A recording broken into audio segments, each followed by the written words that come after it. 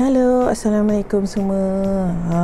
Bertemu kita lagi dalam video saya untuk channel kali ni lah. Nampaknya macam dah lama sangat saya tak upload video kan dekat YouTube ni. Sebab saya agak sibuk lah sikit dengan kerja-kerja yang saya nak buat lah kan. Memang kekangan masa tu lah. Dalam masa yang sama pun, walaupun sebenarnya mungkin saya ni dah work from home daripada 2016 lagi. Jadi bila dah PKP kali pertama ke kali kedua pun orang cerita pasal work from home, tak ada kesan pula untuk saya sebab saya memang daripada 2016 lagi saya dah work from home. Sesekali je saya akan keluar bekerja. Untuk video kali ni sebenarnya saya nak bercerita sesuatu benda yang saya buat lah. Maksudnya memang bidang kerja saya lah. Salah satu lah, bukan yang utama. Yang utama kerja saya adalah saya seorang penyunting video, penyunting drama TV, program TV tu semualah. Bukan YouTube tu bukan main YouTube tu, saya saja je. Saya lebih kepada untuk yang bahagian penyiaran ni lah. Jadi hari ni saya tak cerita pasal penyuntingan video sebab saya rasa kat YouTube pun dah banyak. Saya nak bercerita mengenai skrip. Penulisan skrip ni untuk saya dia hanya orang kata side income, bukan side income lah, orang kata salah satu cabang kerja saya tapi bukan utama. Dia macam ni lah, ranting saja. Di mana nak kata hebat sangat taklah, saya cuma orang cakap picisan je lah. Ramai lagi yang hebat tapi saya tahulah. Tujuan saya buat video ni pun sebab sebelum ni pun adalah juga ramai orang, beberapa kenalan yang tanya pasal skrip apa semua. Saya bercerita lah, kalau lepas tu ada juga saya pernah dapat lah orang suruh saya buat kelas untuk mengajar skrip, tapi saya menolak lah sebab saya rasa saya macam belum layak lagi untuk mengajar orang. Sebab nak transfer ilmu ke orang ni, saya takut orang tu tak dapat ilmu tu kan. Jadi saya tak buat lah. Jadi hari ini saya nak bercerita mengenai skrip. Mula-mula saya nak cakap skrip yang saya nak fokuskan adalah drama, bukan skrip untuk program, bukan skrip untuk dokumentari, bukan skrip untuk video korporat. Saya fokuskan pada drama. Macam contohnya ini adalah skrip saya yang saya baru je habis syuting baru-baru ni dekat Kedah. Tajuk dia bukan komparatif, tajuk dia dah tukar kat situ pun working title. Idea asal Mahani Syafi'i, bukan idea saya, dan saya cuma tulis skrip dan saya juga mengarah lah untuk cerita telemovie untuk Raya 2021, insyaAllah akan keluar tahun ini lah. Skrip drama ni dia ada jenis. Setakat ni saya bagi yang basic dulu lah, ada 3 jenis. Yang pertama, lakon TV. Lakon TV itu yang saya buat lah yang selalunya, ataupun dalam bahasa Inggerisnya orang selalu panggil TV play. Kemudian kita ada lakon layar. Lakon layar is screenplay. Itu skrip untuk wayang. Kemudian lakon pentas. Lakon pentas ni stage play, semua orang tahulah. Skrip untuk teater lah, bermain di pentas kan. Actually cara tulis dia lebih kurang sama je, asas dia sama. Skrip ni adalah satu panduan yang sangat penting lah untuk sesebuah produksi untuk menghasilkan satu drama TV. Kalau tak ada skrip, macam mana nak syuting, macam mana nak ada cerita kan. Macam kita nak buat rumah, kita kena ada plan. Kalau tak ada plan, macam mana rumah tu nak jadi.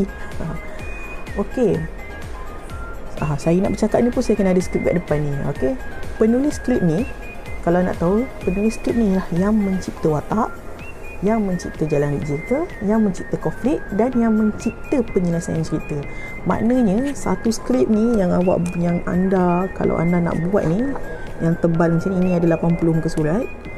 Semua benda daripada jalan cerita, daripada watak apa semua itu anda yang kena reka. Itu melainkan kalau cerita biografi pun, watak dia pun anda kena buatlah juga kan, berpandukan apa yang ada lah macam ni. Semua ni, apa yang ditulis ni semua adalah penulis skrip yang reka.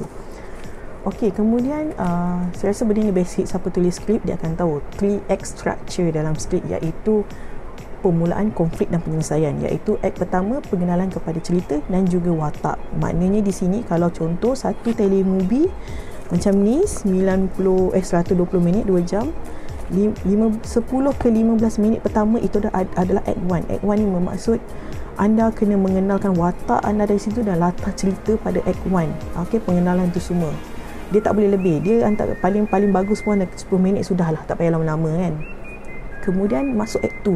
Act 2 ni lebih, dia sebenarnya dia macam ni. Act 1 is 10%, act 2 is 80%, act 3 is 10%. Macam itulah pembahagian dia. Act 2 ni pula adalah konflik yang nak berlaku dalam cerita tersebut. apa saja yang sesuatu konflik. Macam contoh, saya ambil contoh lah, kalau cerita pasal Tan Sri Megah Holding, apa konflik dia yang nak dia dapat di situ antara keluarga dia dengan antara keluarga lain, di situ konflik.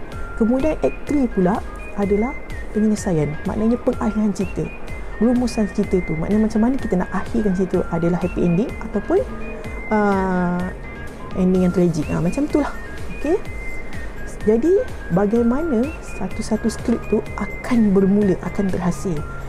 Dia begini, kalau kita nak buat satu cerita, kita nak menulis, apa yang kita perlu ada dulu adalah idea. Okey, idea nak menceritakan. Okey, idea macam contoh ni kat depan ni, idea asal. Sebabkan idea cerita ni bukan saya, idea asal orang lain. Saya cuma tulis skrip ni saja. Jadi daripada idea cerita yang dah ada tu, diterjemahkan ke dalam satu sinopsis. Sinopsis ni adalah ringkasan cerita. Macam tu. Jadi sinopsis ni biasanya, kalau saya lah, orang lain saya tak tahu, saya sinopsis cerita ni saya akan buat tidak lebih daripada 3 page dan tidak kurang daripada 1 page setengah. Ringkasan cerita kat situ maksudnya kita ceritakan main plot dia sahaja dalam cerita tersebut. Okey, daripada sinopsis ni kita jadikan dia treatment. Treatment ni pula adalah satu penceritaan kita mengikut scene. Kalau kata macam contoh satu telemovie 120 minit, paling tidak pun kena ada 70 scene, 70 ke 90 scene. Sebenarnya paling sedap pun 80 lah, 90 scene tu dah panjang sangat. Paling tidak 70 scene. Setiap scene tu kita menceritakan apa yang nak berlaku tanpa masuk dialog. Kita ceritakan dulu apa yang nak berlaku setiap scene tu. Masa tu dalam treatment tu pun kita dah bagi tahu di mana dia berlaku, lokasi apa semua. Tidak ada dialog. Kenapa kita kena ada treatment ini? Bila kita ada treatment, sekurang-kurangnya kita dah merancang perjalanan cerita tu. Tak adalah dia pergi, kalau kita terus buat skrip, kita boleh terus buat skrip tapi kita akan merepek ke lain. Macam tu. Sebab macam berbalik tadi saya dah cakap pasal 3 act structure.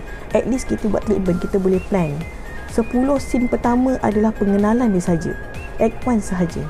Kemudian daripada saya ambil contoh 80 scene, 10 scene pertama adalah pengenalan sahaja.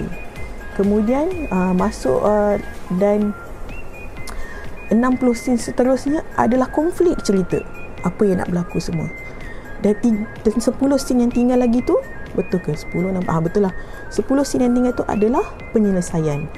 Let's say kalau kita terus buat skrip, tak ke benda tu huru-hara, tak ke kita dah pergi kat sini, alamak tiba-tiba banyak pula scene ni kan, dah lebih ni. Jadi itulah fungsinya treatment ni, supaya apa yang kita buat cerita tu terancang. Jadi kita kena ceritakan dulu setiap scene apa yang nak berlaku tanpa masuk dialog. Ada juga yang sebelum jadikan treatment ni, orang akan buat beats. Biasanya yang penulis baru nak mencuba ni, dia akan buat beats lah. Beats ni dia lagi ringkas lah, dia lagi ringkas daripada treatment. Dia hanya beats ni ibarat point saja, point ringkas apa yang nak berlaku. Contohnya scene 1, Abu pergi ke kedai. Scene 2, Ali jumpa Abu kat kedai. Scene 3, Minah pula tersempat dengan Ali dengan Abu. Macam itulah seterusnya. Kita buat ringkas je. Tapi treatment ni dia dah macam orang cakap tinggal tak ada dialog.